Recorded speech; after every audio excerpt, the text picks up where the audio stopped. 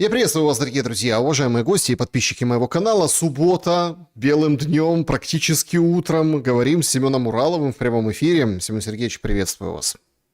Спасибо большое за то, что подписываетесь, ждете наших эфиров, ну и, конечно, пересматривайте, как говорится, с карандашиком где-то даже. Вот я заметил в чате трансляции, пишут люди, что надо записывать. Будет отсылка и к литературе, и, конечно, к таким очень важным моментам в нашем сегодняшнем эфире. Ну и говорим о том, что сейчас действительно будоражит, волнует и, ну вот, как-то заставляет задуматься. Значит, как всегда, прямой эфир на телеграм-канале у Семена Уралова тоже он идет, поэтому привет зрителям, которые смотрят там. Естественно, всем большое спасибо, что смотрите вживую и, конечно, в записи. Пишите комментарии, ставьте лайки, не забывайте подписываться. Ну и, конечно же, принимать участие в нашем эфире. В сообществе YouTube есть возможность задать вопрос, также онлайн в чате трансляции. QR-код, который возле меня видите, это возможность на экран его вывести. Ну, опять-таки, сейчас сервисы не работают, поэтому как бы особенно не призываю, но спасибо большое всем тем, кто включается и как бы тоже вот сопричастен. В конце будут ваши вопросы, и с чатом трансляции поговорим. Ну а пока опрос сегодняшнего эфира вот такой. Кто легче переживет плохой мир? Ну вот плохой. То есть мир, но плохой. Кто легче? И тут как бы две войны, две стороны. Если мы наблюдаем эти такие, ну, кто-то там шутит волны Эллиота, там кто-то там синусоиду, кто-то еще как-то. Короче, если мы наблюдаем вот эти исторические процессы, то давайте тогда подумаем, так а какое будет следующее поколение политиков? Ведь это принципиально важно. Мой упор и, если честно, ну такое небольшое прозрение, шок, он заключается в том, что ну так, ребята, вы же в переговорном процессе, вы же договариваетесь. Мне вот правда казалось, что даже вот этот переговорный процесс, вот этот, который Иран, Пакистан, США, да, он как-то более, ну хоть какой-то. То есть любые переговоры это лучше, чем их отсутствие. То есть, но мы видим такое ощущение, что, правда, у них там переводчиков нет, что ли. Они называют слова вообще разными именами. Они подразумевают пункты, как они договаривались, раз вот такая чехарда с Ормузским проливом произошла.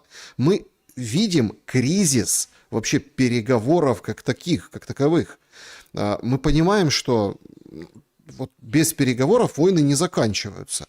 Но получается, что абсолютная бессмыслица, которая зашита в этих переговорах, недопонимание, абсолютный, там, не знаю, разлом, разброс по понятиям, что ли. Ну как вы можете договариваться, если вы говорите, вы открываете пролив, они говорят, открываем.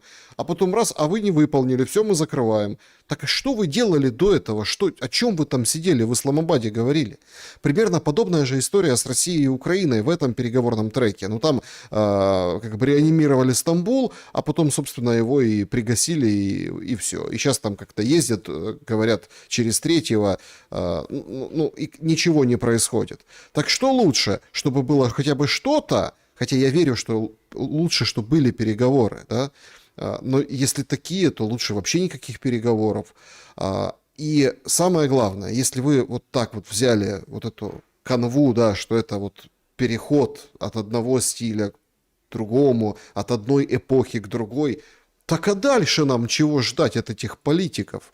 Вот дальше какие они будут, раз они вот сейчас вот такие? Политики, которых мы видели, ну, как минимум, там, в середине 20 века. Мы увидим новых там Де-Голлей, видим в США тоже фигур, сопоставимых с Рузвельтом. Но сейчас, вот на данном этапе, продолжается инерция того, что всем рулит крупный капитал, то есть фонды. Там же, ну, есть интересная книга, называется американская же «Гиганты. Глобальная мировая элита». Она есть у нас в переводе. Там, в общем-то, очень четко показано, как сращиваются интересы глобального финансового капитала. Это то, что мы называем фонды инвестиционные. Второе, ВПК, в первую очередь штатовского, но там еще и британские участвуют. И в третью очередь это глобальных медиа, которым в 21 веке еще и добавились глобальные соцсети. И вот они считают, что вот эта империалистическая модель, когда весь мир, так сказать, пронизали интересы, пронизывают интересы вот этих трех субъектов, то есть ВПК, глобальных медиа и военных корпораций, что это позволяет управлять всем миром. Да, это работает в тех странах, которые колонизированы, либо самоколонизированы, то есть которые отдали свой рынок, свою политику, свое медиапространство и культурное. Вот.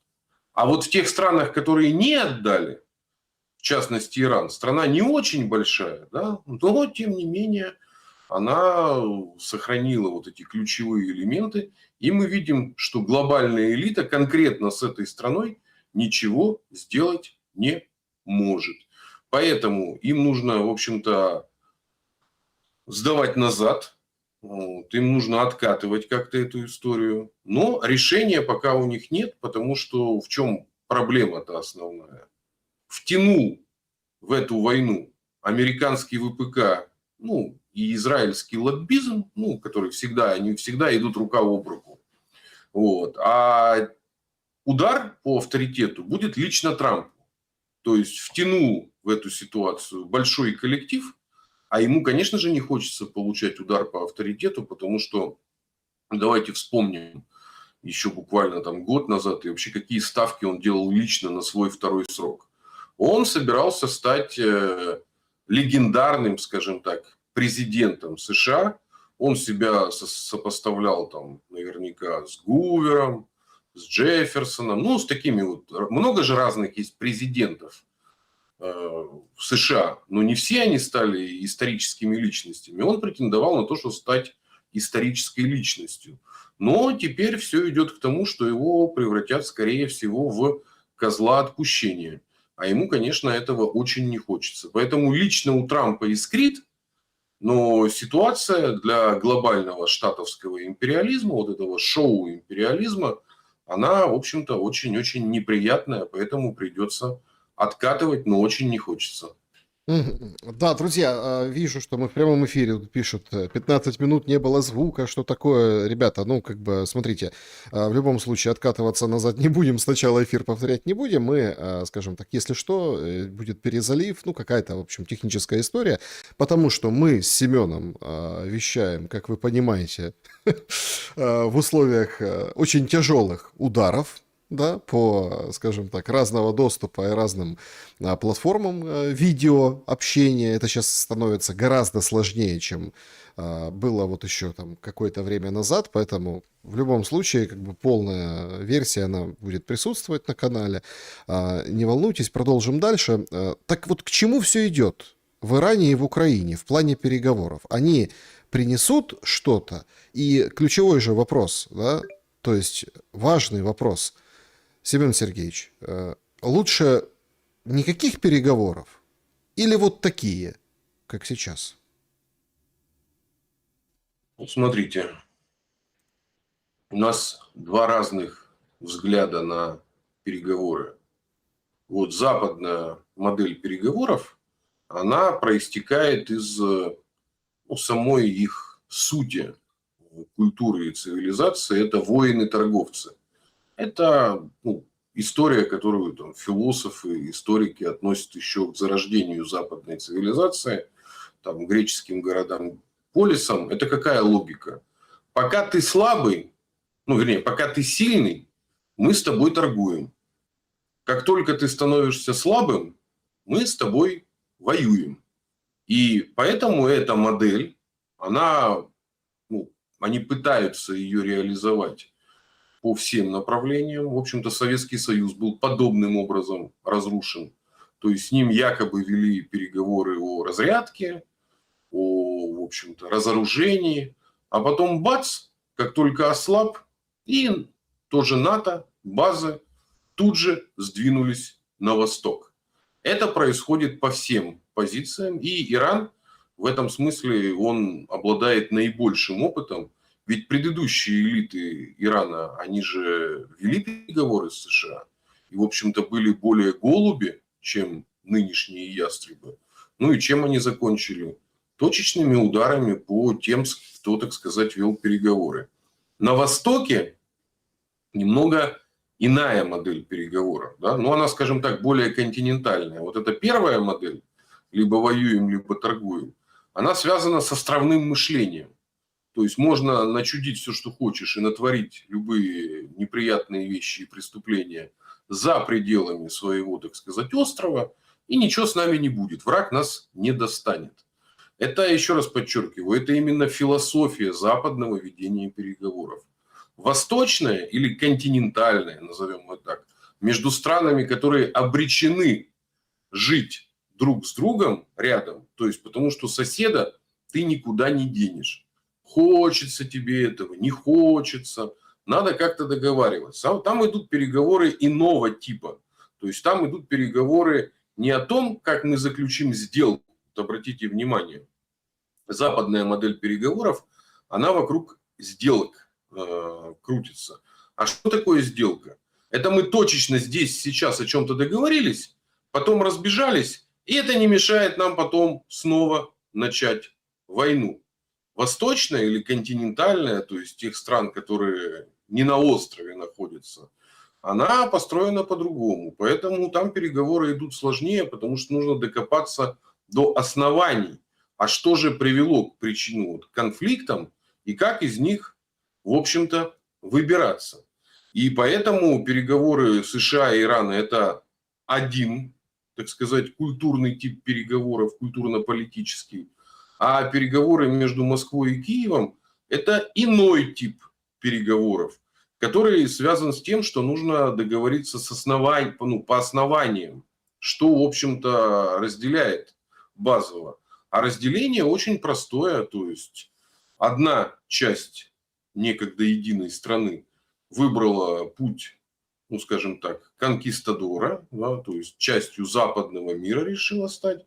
Вторая долгое время тоже пыталась стать частью западного мира, но где-то с 2008 года, ну вот так вот, 7-8, то есть там Мюнхенская речь, и сразу же я напоминаю, история грузинская, да, 08-08-08. Ну вот, посмотрите, как идут переговоры с той же Грузией. Вот. То есть постепенно все нормализуется. Ну, в России просто дождались прихода новых элит, не настолько прозападных, не настолько включенных в орбиту вот этой вот идеи войны с Россией как центральной идеи. И посмотрите потихоньку, как это потихоньку, полегеньку, и с Грузией, в общем-то, ситуация нормализуется, и новое поколение грузинских политиков вообще не спешит вступать на путь войны с Россией как центральной идеей. Поэтому переговоры между Москвой и Киевом могут идти десятилетиями, если не будут начинать обсуждаться основания того, основания того, из-за чего развернулась война. Но пока что, как минимум со стороны Киева, я не вижу никого, кто готов к переговорам именно по основаниям конфликта. Почему? Вот почему так складывается? Вот смотрите, сейчас же на самом деле очень такая дурная ситуация. Вовсю уже даже народные депутаты говорят, что есть факты, когда везут мужиков из Европы и передают ТЦК. ТЦК лютует неистово. Сейчас, скажем так, это как минимум один из поводов, да, чтобы каким-то образом включиться в этот процесс и поговорить по сути. Плюс мигранты. Обсуждается миграционная тема, потому что работать некому. Бизнес воет, говорит, ребята, родненькие, так а что такое? Украинцев нет, дайте завести не украинцев. А это сложно. Бюрократизация осталась еще, следствие из тех времен, да, плюс-минус зажиточных. Да и вообще Украина как бы мало рассматривалась как такое уже очень привлекательное место для того, чтобы туда массово переезжать. Хотя народов было много, миграции тоже было достаточное количество, но вот именно трудовой миграции как таковой, тут как бы вопросы, да, а прям, а тем более война, кто едет трудовым мигрантом в воюющую страну, тут тоже парадокс. И, казалось бы, есть объективные причины, которые подталкивают для этого разговора. Но все как бы сидят, становятся как бы я в домике, да, и не решают его. В домике, вот прям как бы закрывают глаза. Ну а чего? Какая же классная новость. До 2030 какого-то там года продлили, в общем-то, выплаты по долгам Украины. Ну и хорошо. То есть все, не надо париться. То есть камень с плеч, пожалуйста, занимаемся дальше. Происходит абсолютная, ну, скажем так, не то, что вы говорите деградация, да, но происходит абсолютная, ну, атовизм. Государственная машина становится, она отмирает и отваливается, как грязь от лаптя. Ну, это она не просто отмирает, ее целенаправленно уничтожали и подменяли внешними контурами управления. Ведь когда появился термин, уже даже в прессе, да, семипосольщина, уже президент Порошенко не мог принять никаких стратегических решений без одобрения представителей внешних управляющих. В общем-то, президент Янукович, который наконец-то потом уже перед подписанием, с чего Майдан начался, да, он попытался принять суверенное решение о том, что не будет евроинтегрироваться, его тут же снесли.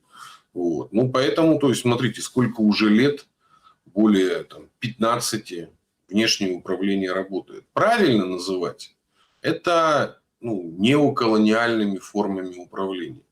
Это то, что было отработано в свое время в Индии, да? Когда реальной властью обладает Ост-Индская компания, вот, которая, в общем-то, ну, что хочет, то и творит. У нее на это есть мандат напрямую из Лондона. А местные представляют из себя враждующие вот таких вот, ну, мелкие там царства, не царства, там, раджи. Ну, в общем, они постоянно между собой конфликтуют. Поэтому эта модель отработана. Она, в ней нет ничего, в общем-то, нового. Но для того, чтобы ее реализовать, нужно зачистить территорию от тех, кто могут помешать неоколонизации. И вот это сейчас, в общем-то, и происходит, потому что, я напоминаю, все богатства Украины, они же уже отданы. Ну, все. Ну, кто заключил столетний договор, так сказать, с Британией? Теперь нужно зачистить эту территорию. Я же не зря, ну, с индейцами всегда провожу аналогии. Это не просто, ну, для того, чтобы, так сказать, для красного словца. Просто как была модель зачистки. То есть, смотрите, как возникли вообще США. То есть кто-то в Лондоне рисовал картину, ну, картинку новой колонии. Колоний же было много, нынешние штаты, каждый из себя представлял какую-то колонию. Какие-то были королевские, а какие-то были, в общем-то, частные. Но проблема зачистки местного населения, ну, индейцев тех самых, это проблема тех, кто пришел осваивать этот новый штат. И поэтому все, картинка новой колонии, она уже очерчена, уже понятно, что все, так сказать, богатства отданы. Теперь нужно максимально проредить местное население. А для чего завозили рабов в свое время в США? Ну, работать-то кому-то надо.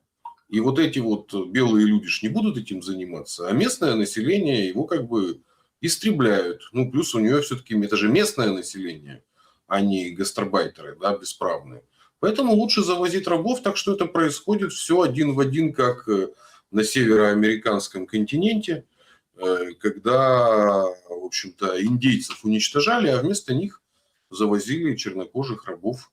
Вот это разворачивается на наших глазах. Как тогда выглядит, собственно, ну, сама война? Вот сейчас многие высказывают разного рода или поднимают волны недовольства, что воюется не так, да сколько можно, сколько еще, 10 лет, 15 лет, давайте уже что-то предпринимать. Обвиняют со своей стороны в бездействии, начинают роптать в российской стороне, в украинской стороне роптать некому, ну, разве что только по этим моментам. И получается, что у нас, вот мы долго обсуждали во время, ну, вообще, как бы, да, вот этой ситуации, что есть субъектная, есть несубъектная сторона, и ты понимаешь, что ну, кто субъекты в этой войне, да? То есть Украина очень спорное понятие, потому что сейчас все четко выстроили вот эту логику, что вот давайте вы воюете, мы вам будем подбрасывать денег, подбрасывать оружие. Главное, чтобы это не останавливалось и продолжалось, что, в принципе, под козырек исполняют украинские элиты, украинская власть, получая там, если не крупные там суммы, как были раньше, ну, по частям помельче, да, там 4 миллиардика, еще 4 миллиардика. То есть дают по частям, и это будут продолжать делать, да, то есть, но субъектов принципиального принятия решений, получается, нет. Со стороны Кремля только остается один момент, и вот этот вот какого-то волевого решения, типа, ну все, как бы мы закончили, мы принимаем там какие-то условия действительности или отступаем от своих предыдущих условий. То есть все заточено на то, чтобы Кремль поменял позицию. Вот так это выглядит на самом деле. Только возникает же другой момент. Хорошо, Кремль отступает от своих каких-то там заявленных уже планов по Стамбулам, первому, там, второму. Дух Анкориджа забыли, проехали. Все, вот хорошо, стоим где стоим. Москва принимает вот эти условия. Но так они же потом будут дальше опять двигаться куда-то. То есть изначально как бы проигрышный вариант. Есть одна сторона, от которой зависит, да или нет. Но если она скажет «да», то потом придется еще раз 5 сказать «да» по другим вопросам. И не решается элементарный момент. То есть никто не может ответить на вопрос, а нахрена все это было? Ну или, как в Украине говорят, нахиба. Ресентимент прям зияет по итогам завершенной неправильно войны или там каким-то историческим образом некорректно завершенной войны. А как с ним будут бороться? Ведь вот есть ощущение, что мир, как ни крути, все равно будет не такой. Ну, как в вопросе там. Неприятный, похабный, неудобный, худой мир. Как это в песне украинской «Що це було, мабуть, НЛО». Да. Что это? Что это было? Ну, давайте разберемся. Смотрите. Для того, чтобы достичь устойчивого, подлинного мира, обратите внимание, у кого есть действительно мирные отношения у России по периметру с бывшими советскими республиками. Это либо те, кто входит в добровольный союз с Россией, и второй еще есть тип, это вот новые наши союзники, соседи, это КНДР, Китай, это традиционные, которые сформировались еще в период Холодной войны. То есть это такое братство по оружию, потому что это тоже были страны очень серьезно оккупированные, колонизированные, особенно Корея, что там творили японские милитаристы. Китай был захвачен. Больше у России, по большому счету, никаких потенциальных союзников нет. Из этого, ну, ни реальных, ни потенциальных. И с Ираном посмотрите, это что? Это тоже некое там братство и союз по оружию, потому что есть общий противник. Поэтому для того, чтобы пост-Украина превратилась в союзную там, государство или там, ряд государств к России, ну не союзная, а мирно существовала, она должна либо стать союзником России, либо, ну, это будет, так сказать, братство по оружию, по борьбе, так сказать, с неким общим врагом. Если мы посмотрим, вот не зря, обратите внимание, тот же Иран, он же Израиль обвиняет в смертях не только своих граждан, да, и террористической. Там через запятую идет Ливия, Сирия и в том числе и Украина. Потому что мы должны понимать, что вот эта сионистская модель, она в принципе прижилась и на пост-Украине. Но ведь обратите внимание, не зря во власти практически нет украинцев на Украине. То есть там все люди с двойным, с тройным гражданством. Это все люди с психологией сионистов. А идея сионизма, она же в чем? Тут, наверное, лучше Павел Щелин там, и теологические все особенности вам разложит. Ну, и я думаю, ну, я же слушаю ваших тоже гостей, многократно это обсуждалось. То есть идея сионизма же в чем?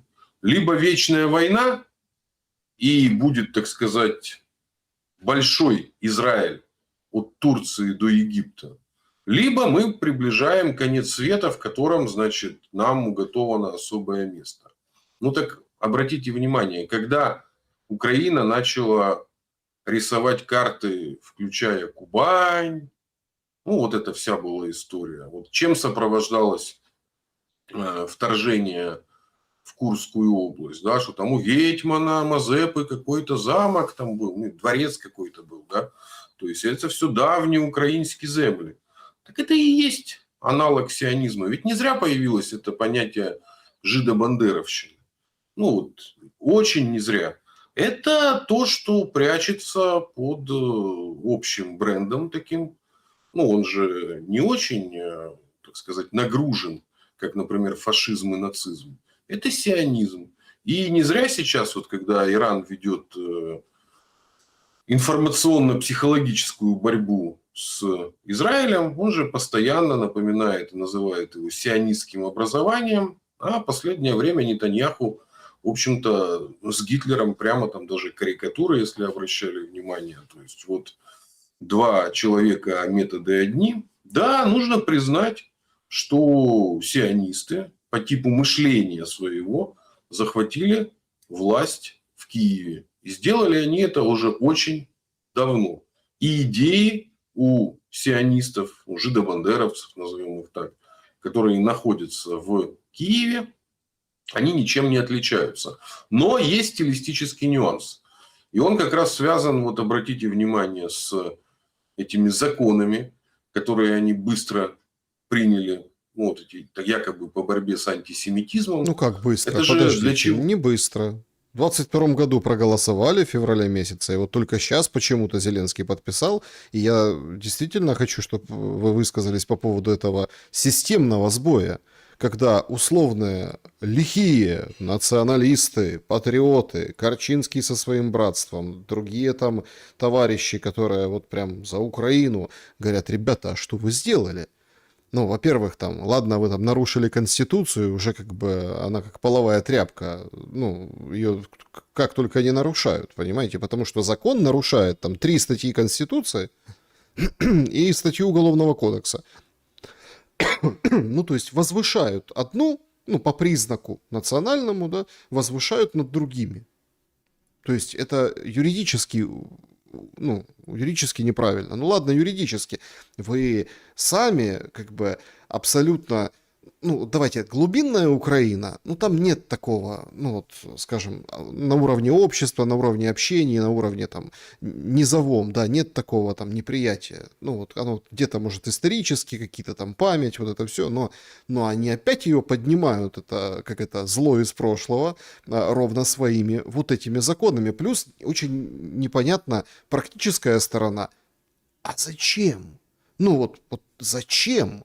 То есть 8 лет давать за то, что так есть и так статьи, за то, что по национальному признаку дискриминация и прочее. Зачем выделять? То есть почему? То есть условно ты можешь, если там оскорбишь какого-то другого, можешь получить штраф или, например, там 2 года, да, а если еврея, то, простите, до 8 лет. То есть очень интересный какой-то момент, и вообще непонятна логика этого решения именно сейчас.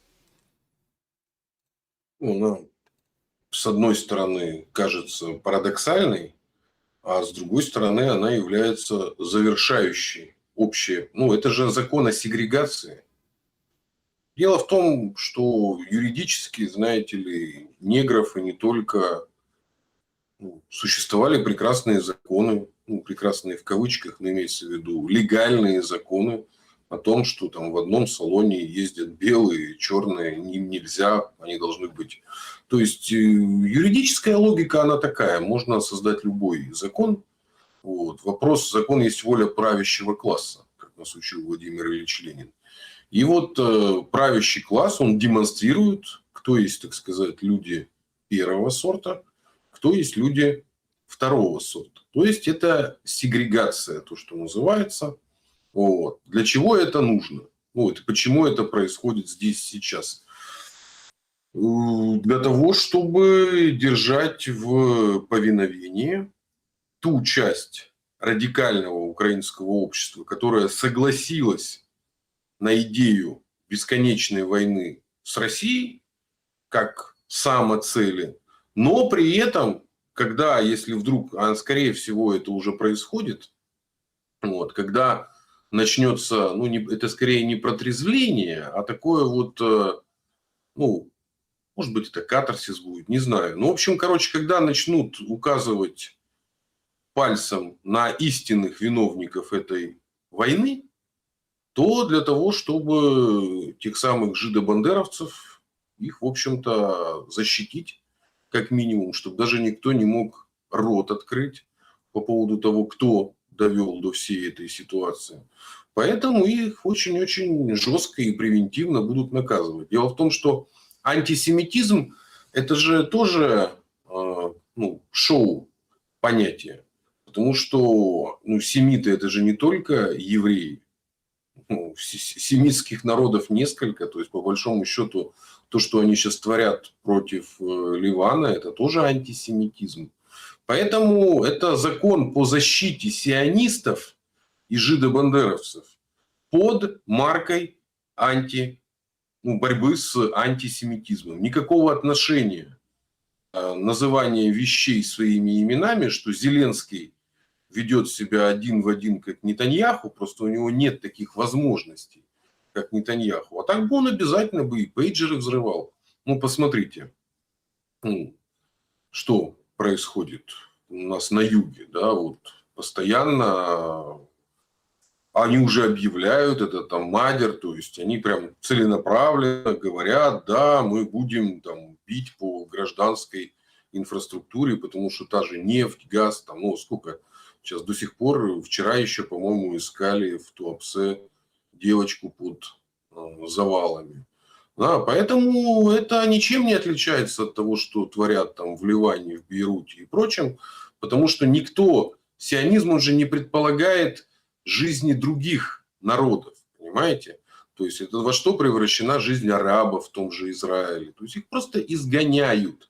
И когда вот это осознание придет, что в том числе украинских националистов использовали и подкупили, то есть там же, ну, с одной стороны, была идеологическая большая разводка о том, что ваш извечный враг – это Россия и никто другой.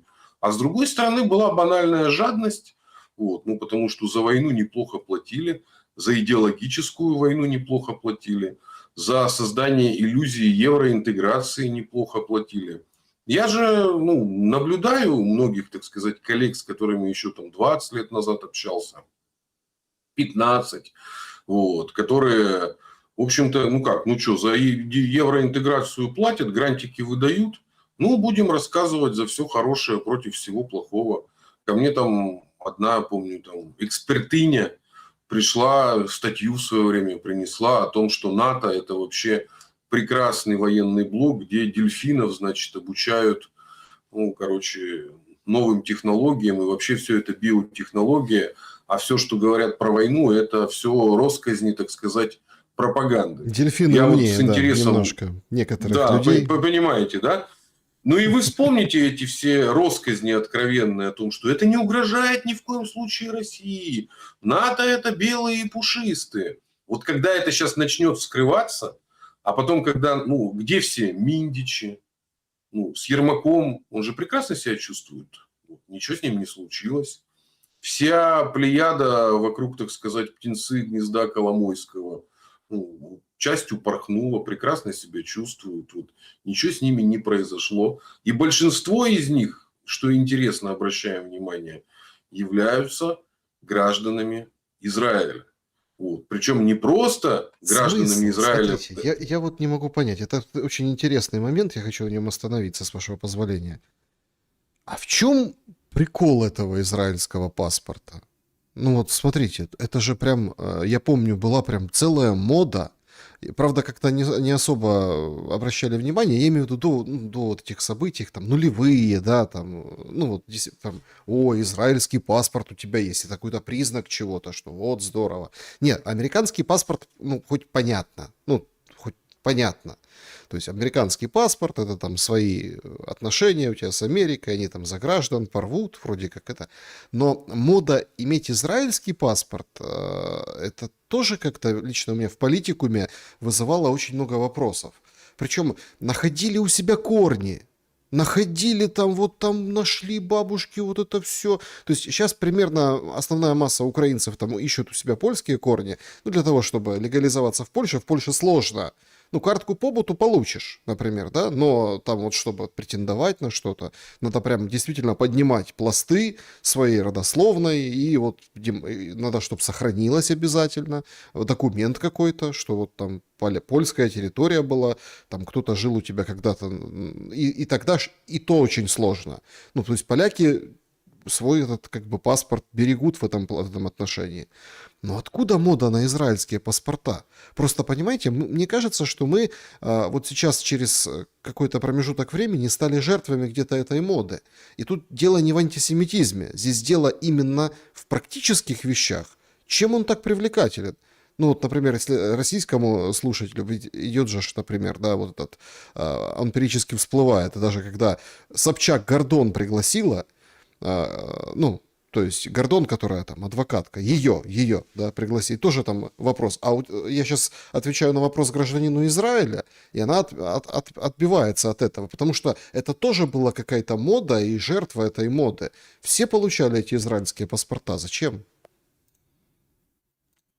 Это была, ну, с одной стороны, мода. Если говорить именно про моду, то она началась еще в 70-х годах, когда была первая волна эмиграции еще из Советского Союза.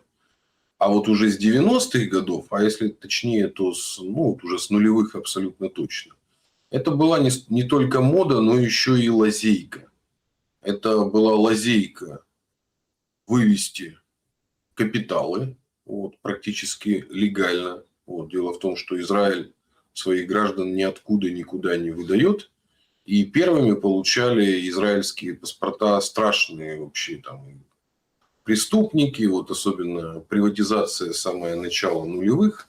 В России у нас такие были там легендарные братья Черные, ну и не только они там, кто с алмазами был связан. И потянулись отовсюду, из Днепропетровска, из Одессы, из Москвы. Я вот еще в нулевых такое количество встречал людей, которые, ну, жили в Москве, но при этом мотнулись сделать, так сказать, израильский паспорт и потихонечку скидывали деньги туда. Это первый был, почему это была уловка. Вторая была уловка, что израильский паспорт это был такой пропуск в остальной западный мир. То есть ты облегченный, так сказать, перемещение по свету, в первую очередь облегченное попадание в США, и поэтому ну, вот, к израильскому гражданству относились как к такому, ну как бы правильно сказать, такому тамбуру, да, коридору, из которого потом можно еще куда-то более удобно пройти. Кто-то использовал такую репатриацию еще в Германию, было популярно. Вот тогда как раз, собственно, евреи, не путаем сионистов и евреев, с моей точки зрения, самые такие, ну, логичные, прагматичные, они как раз уезжали в Германию, да, потому что именно на ПМЖ. А Израиль попасть, это не столько репатриироваться и жить именно в Израиле, а стать гражданином вот этого глобального мира. Ну вот давайте обратим внимание на нашу последнюю вот эту эмиграцию уже СВОшную среди, так сказать, культурной прослойки. Они же почти все оказались гражданами Израиля, но жить там они особо не собираются. То есть они кто куда петляет, кто в Штаты, кто еще куда. Поэтому правильно относиться к гражданству государства Израиль приблизительно как, ну вот если проводить аналогии, вот у нас, да, у нас особое есть союзное государство с Республикой Беларусь, и если у тебя гражданство Республики Беларусь, то ты на территории России практически равноправен. То есть это Ну, ты можешь, сразу получаешь вид на жительство, вплоть до того, что у нас же могут, кто постоянно проживает, белорусы или россияне в Беларуси, баллотироваться в местные органы власти, ну, то есть там, где ты живешь, ты можешь в горсовет, и там, в областной совет или в заксобрание, пожалуйста. Поэтому израильское гражданство нужно считать вот таким вот союзным гражданством США, и плюс у них еще там ряд соглашений, в том числе там, и с Великобританией, это возможность стать гражданином вот этого, так сказать, большого западного мира, но при этом сохраняя экономические связи, так сказать, с малой родиной, которые такие люди, вот они очень часто называли «моя экономическая родина». То есть бабки мы зарабатываем здесь, а если что, уходим от ответственности и перевозим их туда. Да, Вот Геннадий Корбан – было это такое вот понятие. ярчайший пример. Было такое понятие. Да, Смотрите, давайте поэтому так работает. Но опять-таки, куда все вылезет и выведет вот эта дорожка, тропинка? Я бы хотел с вами, вот все-таки, заканчивая вот эту историю про законодательство, а это правда волнует людей. Многие переполошились в соцсетях, пишут ролики, говорят, что это такое, украинцев, там, да, они в шоке от этого закона про антисемитизм, который внедрили во время войны, на фоне вот этих всех Миндичей и так далее. Все это четко видят, на фоне бусификации, на фоне всего. Но украинский националист, обманутый украинский националист, после этого часть из них, конечно, протрезвеет и, в общем-то, изменит свою точку зрения о том, что происходит. 100%. Но вопрос, какие выводы он сделает. Вот. И мне вот очень интересен момент. Вот у школе вы там берете как бы с исторической точки зрения, да, есть, вы там изучаете там иммиграцию вот тех лет, да, украинских, тех же националистов. Но тут же возникает очень важный такой момент. Есть же какие-то общие вещи, которые могут, я сейчас провокационно, может, прозвучит на фоне войны, но это очень важная мысль, которые могут объединить условно там россиянина, ну, и империалиста, и шовиниста, и, короче, там, великоросса, неважно. Ведь есть общая база для великоросса и украинского националиста против как раз-таки вот такого варианта использования порабощения своих, казалось бы, самых главных чеснот любви украинской земли. Что действительно, вот не идет ли вот так история, что украинский националист, вот тот страшный нацик, о которых говорят, скажет: ребята, да нет, как бы нам надо поворачивать голову в сторону России. Все сейчас вспоминают, ну, сейчас уже не вспоминают, но был период, вспоминали очень часто, например, Белецкого. Тут вообще ж белый вождь.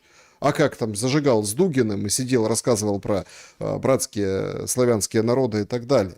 Это ведь тоже определенные волны, которые меняются в восприятии даже. Ну, то есть у тебя есть свой там фундамент, он называется патриотизм, национализм, но средства достижения же меняются. Может ли война это обратиться в средства достижения абсолютно других целей? И так посмотришь и скажешь: елки-палки, ничего себе, украинские нацики стали условно там чуть ли не под ружье, да, великоросским идеям.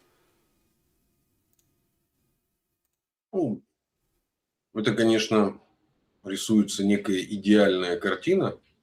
Ну, кстати, по этой же схеме был выход из предыдущей гражданской войны 100 лет назад.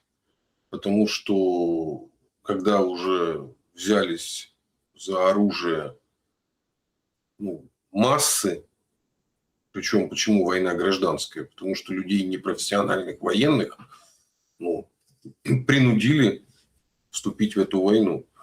То все, я напомню, чем закончилось: войной с общими врагами, которые в эту войну, в общем-то, и втянули. Это и с Румынией, на румынско-черноморском фронте, да, и с Польшей, то есть поход Красной Армии, который был неудачным, там Пилсудский победил, да, по результатам этих походов, в общем-то, и возникло то, что называется Украинская Советская Социалистическая Республика, где было очень много действительно националистического элемента, который в тактический союз пошел, скажем так, с красными в широком смысле этого слова. Там же был и Ворошилов, и в то же время союзником был там и Нестор Махно какое-то время.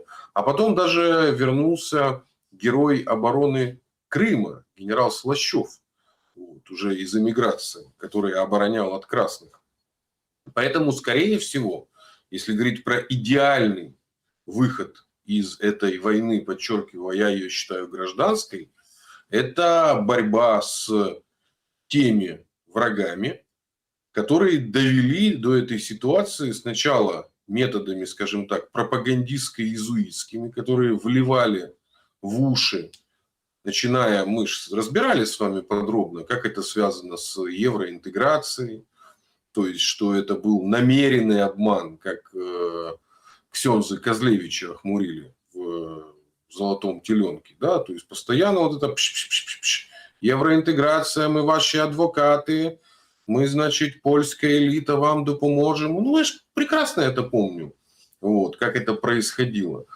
А с другой стороны, ну, то есть это те, кто плавно туда двигали. И тут самое главное, конечно, роль Польши и польских элит. Потому что никто не сделал так много для пропаганды войны с Россией, как поляки. Причем они это делали на всех уровнях. Ну, ведь давайте вспомним трагическую гибель польского самолета под Смоленском с высшими элитами. Ведь все расследования показали, что это была не просто ошибка пилота, это еще и его, ну как это, принуждали, давили на него, что давай, несмотря на плохие условия, лети. А как это было использовано для нагнетания именно, что Россия убила? Ну, давайте, это ж не так давно было. Нынешний брат, он до сих пор еще Качинский жив, да, и он сам из этого сделал, в общем-то, трагедию, что Россия убила, значит, великого политика. Хотя ничего этого не было. Потом, кто начал сносить у себя памятники Великой Отечественной войне? Поляки. Вот. Музеи советской оккупации где у нас появились одни из первых? В Польше, ну, еще Прага этим отличилась. Вот обратим внимание, там вот другие же страны постсоветского, так сказать, влияния Восточного блока. В Болгарии все было относительно ровно. Там до сих пор центральные улицы называются царя-освободителя. Не Александра II, а именно царя-освободителя и генерала Скобелева. Вот все центральные улицы в болгарских городах продолжают сохранять. И никто Алешу не трогал. Вот, памятник. Другие, да, там даже Румыния. Ну, Румыния увлеклась своим империализмом по отношению к Молдове. Но, тем не менее, антироссийского особо ничего не было. Там, кстати, до сих пор в Румынии в парламенте за липованами, это, ну, название староверов, так называют староверов в Бессарабии, в Молдавии и в Румынии. Они живут же как раз вокруг Дуная. За ними зарезервировано место отдельное в парламенте, как за небольшим, но важным, ну, национальным меньшинством. Говорят они по-русски. Вот. Ну, вот я говорю, православные староверы. Венгрия, обратите внимание, то есть тоже никогда. А вот именно Польша и в меньшей степени Чехия, ну и Прибалтика. Для чего сделали эти элиты? Это нужно сильно разбираться в их, так сказать, истории конца 80-х, начала 90-х. Но это был осознанный выбор. То есть они выбрали путь подстрекания войны с Россией. Причем подстрекания на всех уровнях. В Прибалтике делали больше такими вот их методами, так сказать, прибалтийскими. То есть они постоянно щемили, унижали местное население. Но кто придумал институт неграждан? Ну, это же в Прибалтике придумали. Это же даже называли негры, ну то есть сокращенно, не граждане, негры. Для чего издевались над советскими партизанами? Вот Василий Кононов, самый известный, да, уже совсем вообще был старик, да, которого выгнали. ежегодные марши именно нацистов. То есть на Украине там еще бандеровцы похаживали, а там конкретно эсэсовцы. Это же было в 90-х, 2000-х. И вот роль именно вот этих подстрекателей и разжигателей войны под видом евроинтеграции и идеи уничтожения России, это то, что польские элиты и прибалтийские сделали осмысленно и осознанно. Другие страны бывшего соцлагеря, они как-то все-таки пытались петлять. В той же, кстати, Болгарии даже была в свое время авторитетная партия «Атака», достаточно русофильская. Ну, там ее такой журналист создал, она как бы взлетела и потом пропала. Но, тем не менее, был такой период.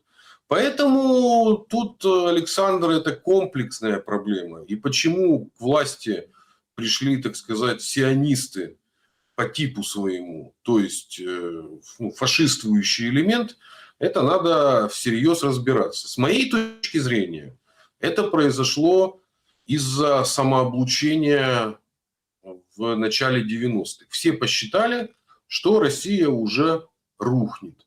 Поэтому все рисовали уже карты, как она развалится. Тут будет Татария, там будет Якутия, там огромная. Здесь какая-нибудь Казакию рисовали, ну, на месте Кубани, Ростова, значит, Петербург отдадим финнам. То есть они уже делили, все произошло по классику, шкуру неубитого медведя.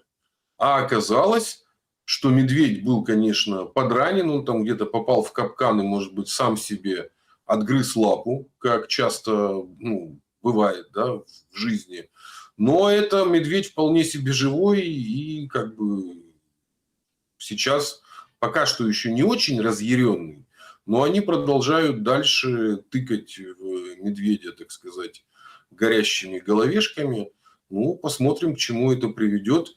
Я надеюсь, что, в общем-то, все будет, как завещал Эдуард Лимонов, вот, его движение, которое у нас считается там сейчас запрещенным, тоже экстремистским. Его, кстати, раньше, чем украинские запретили. Я имею в виду национал-большевистскую партию. У них была такая... Ну, они вообще славились такими яркими перформансами. У них была такая, как это, речевка. Наши МИГи сядут в Риге. Ну вот, по всей видимости, особенно после того, как начали летать через территорию Прибалтики, в общем-то, по заветам Эдуарда Лимонова России придется двигаться, потому что иного способа нет. Да, значит, давайте перейдем к вопросам вашим, уважаемые зрители. Конечно же, попытаемся, да, каким-то образом, подведем итоги. Понятное дело, это как бы дело святое. По поводу вопросов. В общем, кто легче принесет плохой мир? 11% иранцы, 26% россияне, украинцы 28%, американцы с израильтянами считают, аудитория легче перенесут похабный мир, там 28%, собственно, 28%, да. И, давайте так вот, да, каким-то образом с вами отреагируем на это, потому что, Семен Сергеевич, и они легче похабный мир перенесут. Им плевать, по большому счету. Они не... Я исхожу из гипотезы, что у Израиля не будет мира до тех пор, пока он не вернется в свои границы. Штаты, да, то есть я согласен, они вообще это могут не заметить. Они в принципе не замечают эти войны на периферии. А Израилю придется отвечать за множество, потому что, с моей точки зрения, Иран, в общем-то, останавливаться не собирается на каких-то полумерах. Да, друзья, спасибо, что проголосовали. Пишите вопросы, пожалуйста, в чат трансляции. Начнем с сообщества YouTube, оттуда вопросы. Так, Лина Востроилова. Семен, добрый день. Вопрос. Россия намерена по завершению кампании привлечь к ответственности идеологию искоренения русского языка и веры православной на русофобских территориях или нет? С моей точки зрения, это сокрыто в очень общей формулировкой денацификация. Придется это делать. Иного способа нет, потому что оно иначе снова приползет Это же не просто борьба с русским языком или с русскими людьми. Это целенаправленное унижение части своего общества именно по принципу того, что они обозначаются там предателями и неправильными, скажем так, украинцами. Но они, во-первых, может быть, изначально и не совсем украинцы, по крайней мере, не все же себя считали украинцами, а кто-то себя считал вообще принадлежностью, как мы уже разбирались, да, так как русская культура мировая, то у многих людей не противоречила этническая, национальная идентичность. Да, украинец, но в широком смысле принадлежу большой русской культуре. Это уже академический пример, это Гоголь, да, у которого это могло никак не противоречить. Или там те самые Разумовские, один из которых даже мужем был императрицы Елизаветы, до смерти, так сказать, пел соловьиную, очень любил это делать, и никак этому не мешало. Поэтому тут более сложный вопрос. У нас же не война между этносами. У нас внутри нашей большой культуры завелся паразитический элемент, который всем остальным постоянно гадит. Причем он же гадит даже когда исторически проигрывает. И тут же у нас была как раз заготовка, она как раз к этому вопросу, мне кажется, и подходит. Давайте я стараюсь готовиться, я вытащил журнал «Вести комбатанта». Мы как-то с вами уже один раз его цитировали, это как раз за 1961 год. Получается, да, у вас на трансляции показать? Даже у нас обложка его есть. Нью-Йорк, 1961 год.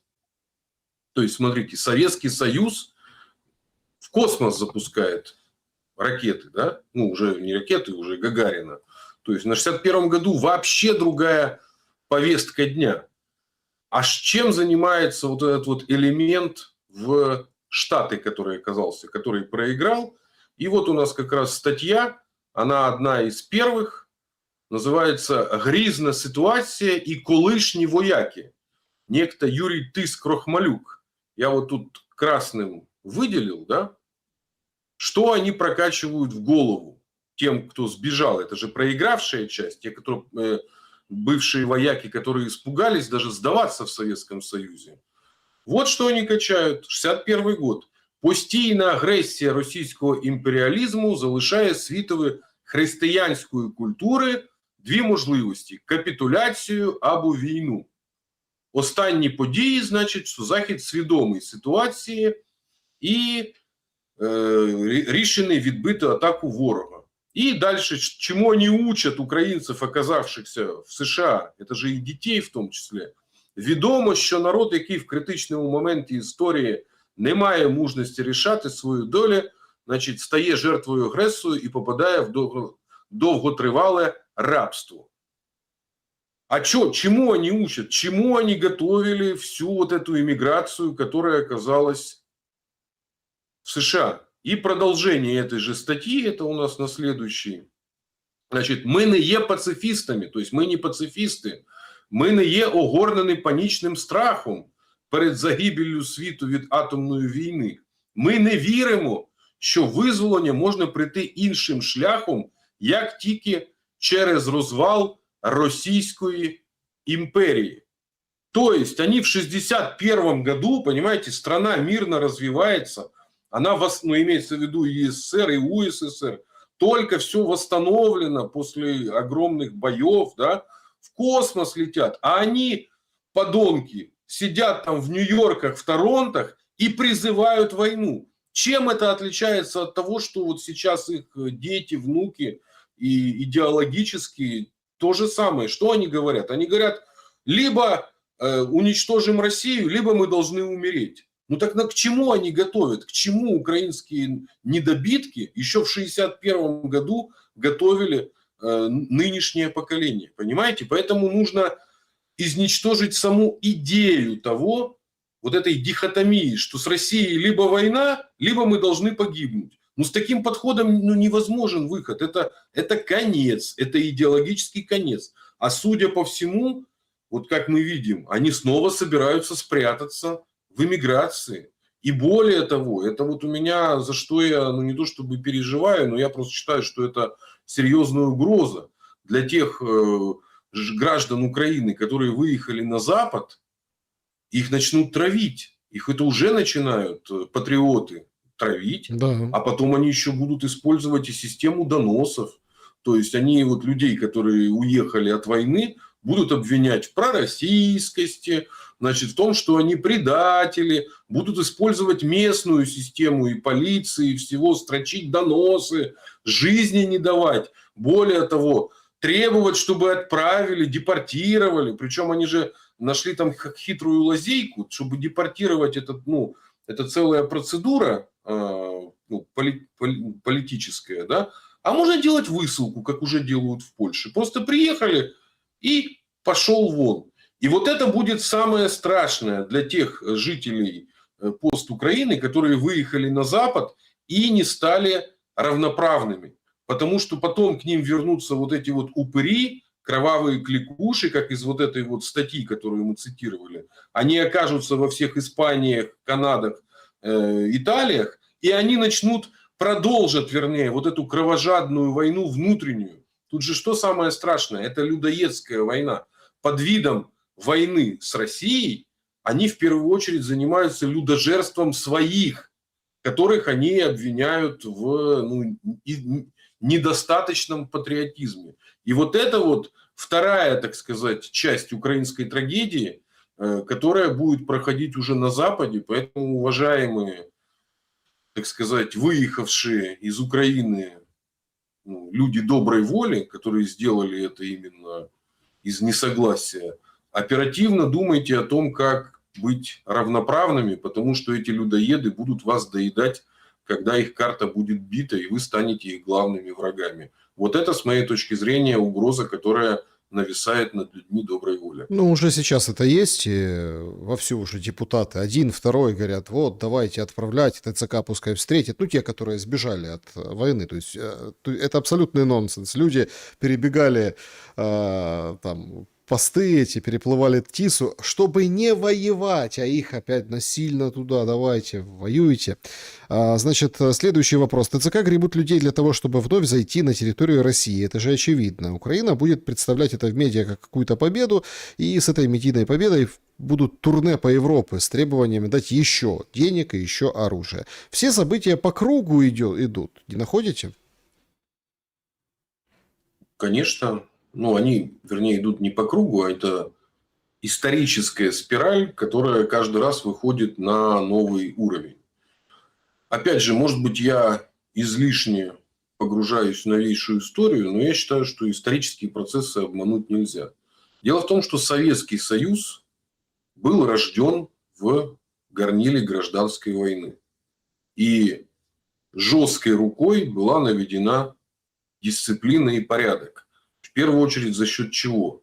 Внутренняя безопасность обеспечивалась за счет жесткого контура безопасности внешнего. И все националистические элементы сидели тихо под лавкой. Я это очень хорошо помню. Я же рассказывал, что по одной из линий, я, так сказать, из оккупантов, да, и конец 80-х годов, вот, я помню, что вот говорить о чем-то националистическом было можно, но публично просто боялись. Потому что проблемы будут на работе. И с КГБ, вот, и у родителей будут проблемы. То есть какой-нибудь анекдотик рассказать, еще что-то. То же самое мне рассказывали про Прибалтику. Там родня жила в Тарту. Но я говорю, у меня по одной из линий, так как много и военных, и линия ВПК, вот, были много по вот этим вот новым регионам. В Прибалтике, и Западная Украина. Сидели тихо, то есть где-то там тебе что-то в спину шикнуть могли, но по факту закрыли рот и со всеми своими националистическими идейками вот себе в семье тем тихо сидите и обсуждайте. У меня был такой во дворе один родственник знакомый, да, у него батя был страшный националист, такой носил, причем такие вуса гуцульские, такие, представляете, да, такие как у Черновола. Вот. И он вечно, мы во дворе, как все подростки общались, он из дома выйдет, ему там явно что-то рассказывают родители, и он это как бы выносит. Но ему рот закрывали в том числе другие пацаны во дворе, такие же, ну, местные, местцеви, да, то есть почему? Ну, закрой рот, как бы. Во-первых, проблемы будут и у тебя же, да, а во-вторых, ну, что ты себя ведешь как мудак. Поэтому для ликвидации самой этой идеи нужны, с одной стороны, очень жесткие действия со стороны государства. Это нужно просто все пресекать. Пресекать на корню. Вот. Любой формы национализма и идей войны с Россией и с русским народом, да, ну и не только с русским. Вот у нас, например, сейчас, завтра, кстати, впервые у нас будет ну, памятный день, который введен, трагический памятный день, день геноцида советского народа. Да, это как раз во второй, ну, Великой Отечественной, Второй мировой войне. То есть это был достаточно долгий процесс. В нем активно участвовал наш историк питерский Егор Яковлев. Он несколько лет подряд же был и просветителем. Он у Дмитрия Юрьевича Пучкова, кто слушает, он тоже, так сказать, резидент тупичка, вот, с отличными лекциями. У него вот книги об этом есть. То есть у нас к этому относились, ну, это не то, что приняли закон, нет. Под этим есть база.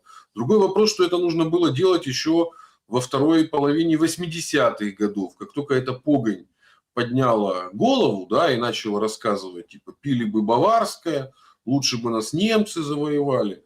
Вот с этого все начинается. И на Украине с этого началось. Там же началось, все началось. Сначала давайте мы поставим знак равенства между красноармейцем и воином УПА, вот. Но потом мы точно так же поставим знак равенства между внуком красноармейца и нынешними, как вы их называете, электриками. Да? Откуда взялись вот эти вот руны СС на касках современных? Ну вот оттуда они и взялись. И Да. государству нужно действовать жестко. А теперь, так как у нас, в том числе за отрицание ну, как бы геноцида и целенаправленного уничтожения советского, подчеркиваю, народа, который состоял из большого количества этносов, да, то теперь будет статья и прилетит очень жестко. Жалко, что это сделано только сейчас, в 2026 году. Если бы это было сделано в СНГ году в 95-м, то вся вот эта шваль, она, может быть, даже голову бы и не подняла бы. Вот и все. Петр, вопрос. Вот тут Кремль отправляет ноты и чертит красные линии Прибалтики за то, что та представляет свою территорию Украине для атак на Россию. А недавно что-то прилетело в Башкирии. Явно же не из Украины. Оттуда же там... Откуда же могло там залететь? Не с Казахстана ли случайно? А где тогда ноты и красные линии Астане? Или это другое? Ну, дело в том, что Казахстан не выступает на стороне Киева, поэтому рассматривать можно, что использовали его территорию, да, ну, то есть можно вот таким образом говорить. А в Прибалтике, ну, там же они всячески поддерживают и вооружают, и в свою очередь сами никаких нот протеста не выдавали. Но если честно, но это формально, да, то есть надо еще смотреть на карты. То есть посмотрите, какая у нас граница с Казахстаном. Она самая протяженная в мире, более 7 тысяч километров. И это действительно стратегическая опасность для России, потому что Казахстан очень специфическая республика. Он вроде входит в наши все союзы, но при этом очень плотно находится в зависимости от Британии. Буквально на днях подписали очередной ряд соглашений о, значит, гармонизации правового. Ну, это же такое название, такое, чтобы ни о чем не говорило. Но фактически это отчасти юрисдикция Казахстана, она под внешним управлением Великобритании.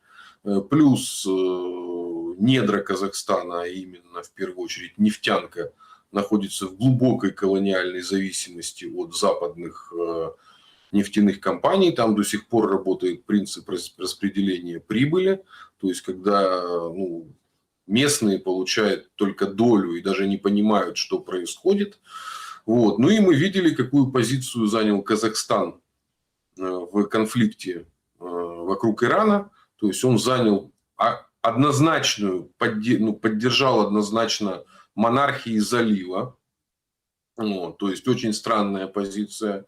Ну и третье, надо не забывать, что перед началом СВО был глубокий кризис в Казахстане, который чуть не превратился в свою гражданскую войну.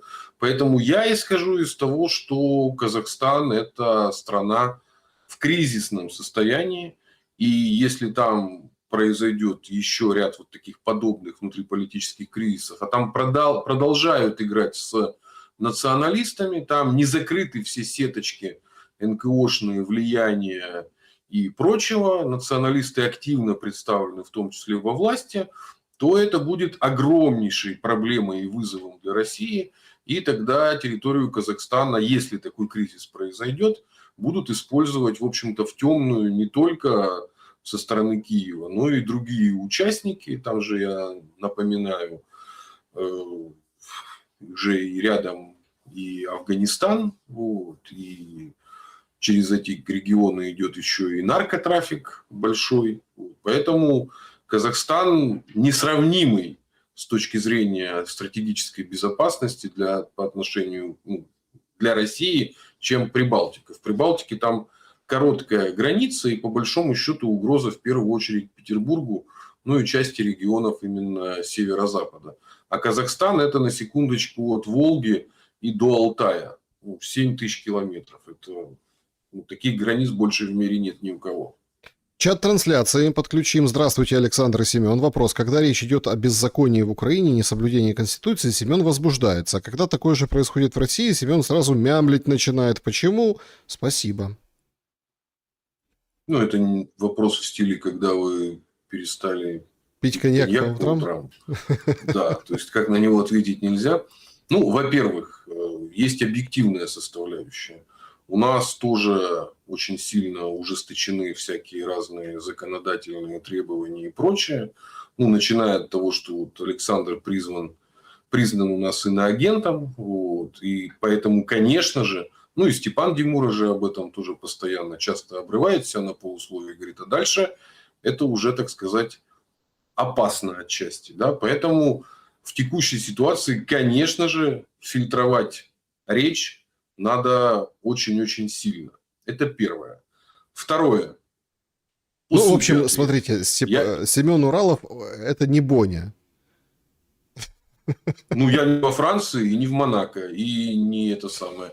И меня лично не смотрят высокопоставленные начальники и знакомств, кому позвонить. Ну, вот как Ксения Собчак. Помните, она ж убегала из России через Белоруссию по израильскому паспорту. Ну, как-то к ней вопросов никаких не задали. Ну, наверное, потому что она Ксения Собчак, а не Ксения, я не знаю, Иванова или Богомолова. Поэтому, конечно же, все звери равны, но некоторые звери равнее. Но есть еще и второй фактор. Второй фактор, связанный с состоянием государственности. Несмотря на то, что право во всех воюющих странах ужесточается, вот, что, это всегда так и везде происходит. У нас все-таки есть государство, где любые правовые меры, они на чем-то базируются, да, то есть они имеют какой-то базис правоприменения.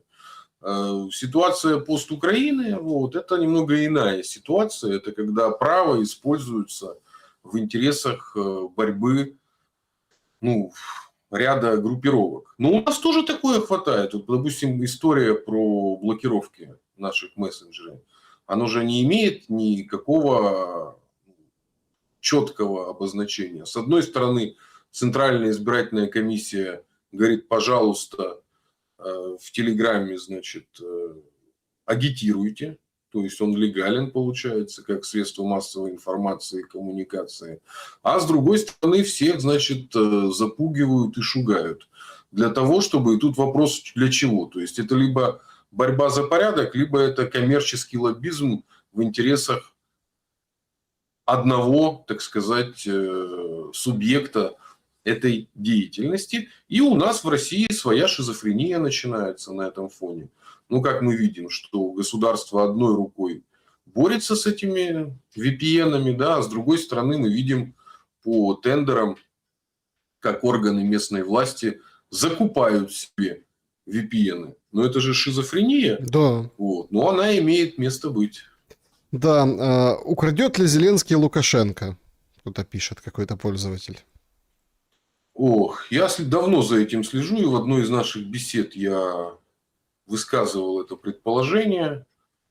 С моей точки зрения, рано или поздно, для того, чтобы вывести эскалацию на новый уровень, со стороны Киева будут предприниматься действия, враждебные по отношению к Беларуси. Во-первых, потому что это возможность получить, так сказать, инъекцию перемоги. Вот. С другой стороны, потому что Запад находится в некой там иллюзии, не иллюзии, но в его представлении, что наши страны автократические, а в автократических странах нужно нанести, так сказать, удар по первому лицу, и тогда они рухнут сами по себе. Насколько это соответствует действительности, мы не знаем, потому что вот на примере того же Ирана мы увидели, что ничего не рухнуло. Вот. Но с моей точки зрения, рано или поздно это произойдет, потому что следующий фронт, он просматривается, это Балтийский фронт. Там у нас две точки, так сказать, критические. Это, собственно, Петербург, вот, открытый, вот, особенно по Балтике, и Калининград, где базируется как раз Балтийский флот. И так называемый Сувалский коридор, это тоже многократно у вас обсуждали. То есть для того, чтобы отрезать окончательно Калининград от большой России, нужен либо большой кризис, либо война в самой Беларуси. А в текущей ситуации даже есть у военных же аналитиков понятие «белорусский балкон». Это как выдается Республика Беларусь, так сказать, на Запад. Вот. Поэтому это будут действия синхронизированные одновременно и с Прибалтики, и с Польши, и, собственно, с Украины. А Киев в этом смысле выступает идеальным застрельщиком, потому что под флагами украинскими можно теперь творить все, что угодно. И не зря они готовили все эти отряды погони, все эти полки Калиновского. Ружье, которое даже висит на стенке, оно же должно рано или поздно выстрелить. Поэтому не зря они все это делали. А наши, в свою очередь, не зря отрабатывали еще на учениях «Запад-2017» модель о, так сказать, подавлении Вейшнории. А что такое была Вейшнория? Я помню еще тогда про западные белорусские, и не только белорусские, и наши, которые потом сбежали, они себе паспорта делали Вейшнории. А что такое была эта Вейшнория? Это, у каждых же учений, у них же есть легенда. И вот там была легенда, что в ряде районов, как раз на западе Белоруссии, произошла там отчасти интервенция, отчасти какие-то местные, так сказать, террористы. Вот они взяли под контроль. Это один в один, посмотрите, как было в Курске. То есть несколько районов приграничных были оперативно захвачены. И вот эта оппозиция внутренняя, я еще тогда удивлялся. Они себе паспорта делали в Вейшнории. То есть они говорили, я вейшнорец. Это, конечно, смотрелось как бы там отчасти смешно, но вообще это было очень-очень дико. А я думаю, что никуда эти планы стратегические не делись. И, конечно же, Александр Лукашенко потенциально может быть мишенью, особенно потому, что он очень любит и много перемещается по регионам Беларуси. Это его такой, так сказать, фишка, включая неожиданный визит. Он может так раз и возникнуть где-нибудь в Брестской области, да, или в Гомельской. А это, в общем-то, всего 150-200 километров. Смотрите, тут же такой момент. Зеленский говорит, что дороги строятся для того, чтобы и арт-площадки готовятся для обстрелов. Короче, что Россия будет идти со стороны Беларуси опять и открывать вот этот новый фронт против Киева. Насколько это вероятно? Я считаю, что рано или поздно в тушение украинского пожара должны будут включиться все соседи по периметру. И только в этом случае возможен полноценный выход из кризиса. Поэтому это, так сказать, суверенные дела Республики Беларусь и всех начальников местных.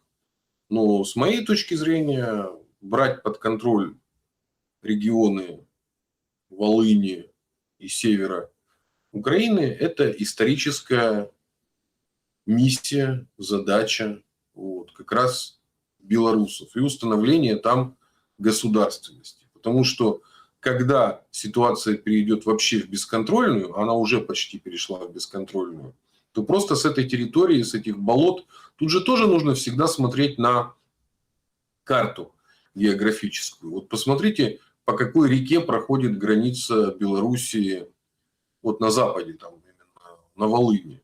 Там интересная река, вот обратите внимание, называется Горынь. Ну, я когда увидел это, очень заинтересовался. Действительно, судя по всему, именно там, по представлениям наших давних предков, жил как раз Змей Горыныч. Ну, это просто в качестве... Ну, так оно ж не как бы... Ну, Соловей-разбойник, скорее всего, сидел где-то на Изюмском тракте, где-то в районе Харькова, ну, там, где степь уже начинается. Это же места очень болотистые. И не зря же там янтарь добывали. Ну, вот я просто напоминаю. В лучшие времена даже грибников друг другу пограничники пропускали. Ну вот люди начинают там собирать грибы, да, и перешли границу. И так как они местные жители, их даже просто назад отправляли без всяких санкций. Ну а что ты будешь? Поэтому там граница есть, но особенно в текущей нашей беспилотной войне, ракетной войне, из этих болот, из этих лесов, оно ж не зря называется Полесье. Полесье как в Белоруссии, где живет, так сказать, Олеся, как мы знаем из песни легендарной. Но есть же еще и Южное Полесье. И кто бывал, я многократно еще, когда и студентом бывал, и дальше, это Шацкие озера. Вот, ну, это как раз недалеко от Луцка. Ну, вот они, Шацкие озера, переходят, в общем-то, уже в Белоруссию. И поэтому, когда перейдет именно к открытой террористической войне, хочешь, не хочешь, придется брать под контроль. Но, опять же, наши предки что-то знали, и именно поэтому же, где Лукашенко служил в армии, он об этом часто говорит. Его призвали же, он же из Шкловского района, да, если не ошибаюсь, Могилевской области. То есть, это самая восточная Белоруссия. А почему-то его призвали служить в армию не просто в погранвойска, а именно на Западную Украину. Почему так? Ну, что-то знали наши предки, потому что понимали, что это один общий регион, и граница у нас общая. Поэтому я думаю, что Александру Григоровичу, хочется, не хочется, нравится, не нравится, придется в свое время принимать решения, которые, в том числе наши советские предки, когда его призывали, отправляли в погранвойска КГБ СССР на Западенщину, что-то они знали. Семен Уралов был моим собеседником сегодня. Спасибо большое за время и мысли. Спасибо, до новых встреч. Друзья, благодарю, что посмотрели это видео. Поставьте, пожалуйста, лайк. Напишите, что думаете в комментариях. Самое главное, берегите себя.